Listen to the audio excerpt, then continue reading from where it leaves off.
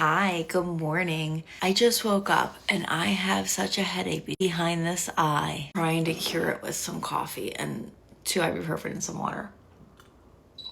My dishwasher's beeping because I paused it to make this video. The other day when I found that gorgeous rib roast, I also found a turkey breast. So I'm going to make this for dinner tonight, but I wanted to season and everything now so it can sit and kind of marinate all day.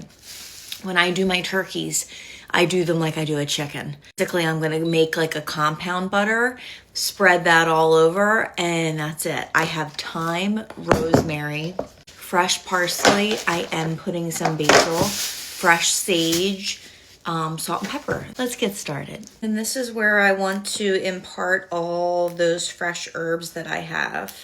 My video actually screwed up here. When I opened the turkey breast, it was the entire turkey without the yeggies and wings on it. So it was 2 turkey breasts, not one that I thought I was going to lay on its side.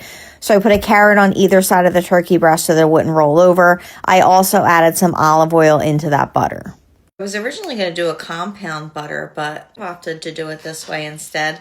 I've got some fresh sage, which sage is kind of more for the flavor. You can use dried sage. It feels like a cat's tongue. Some fresh rosemary. My rosemary, which also smells amazing. Fresh parsley. And a couple basil leaves, not a ton. I mean, it's turkey. I have it, so I want to use it. This smells incredible. That butter has cooled down a little bit. You wouldn't want to obviously put hot butter on this turkey breast. We'll just kind of baste this bitch. You know what I mean, baster. Oh, this, I can already tell you this is going to be amazing. We've got salt and pepper. Now, while you can put something in the cavity if you want.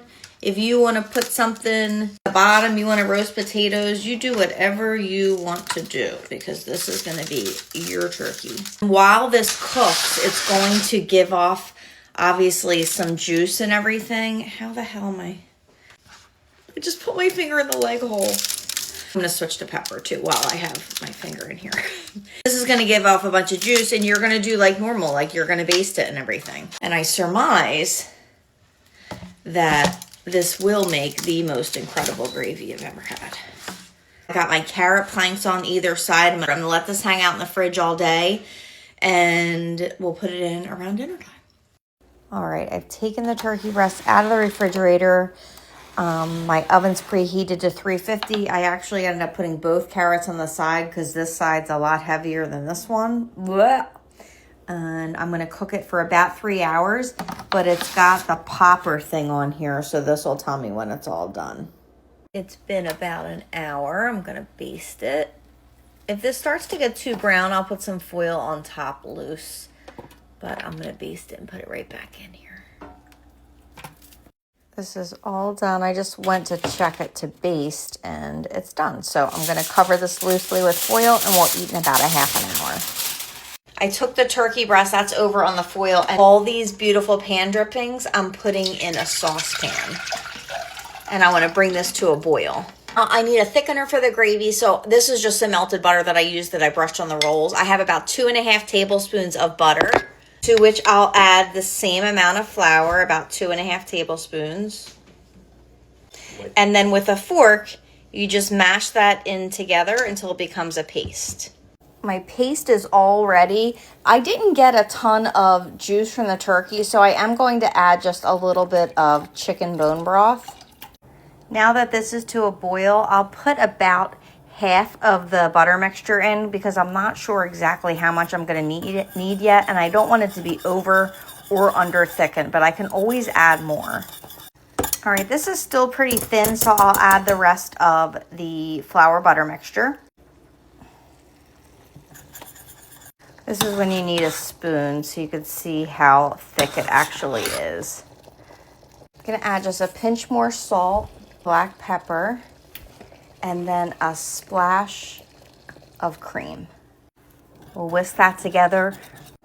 This looks great. I'm going to let it thicken just a little bit while I cut the turkey. Follow the bone, the breastbone down the middle. Whew!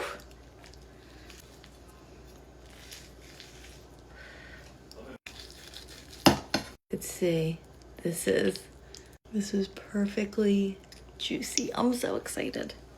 Here's our turkey with the gravy, little corn, sweet potatoes, a roll, and canned cranberry sauce. Of course, let's have a taste. Family is patiently waiting for me.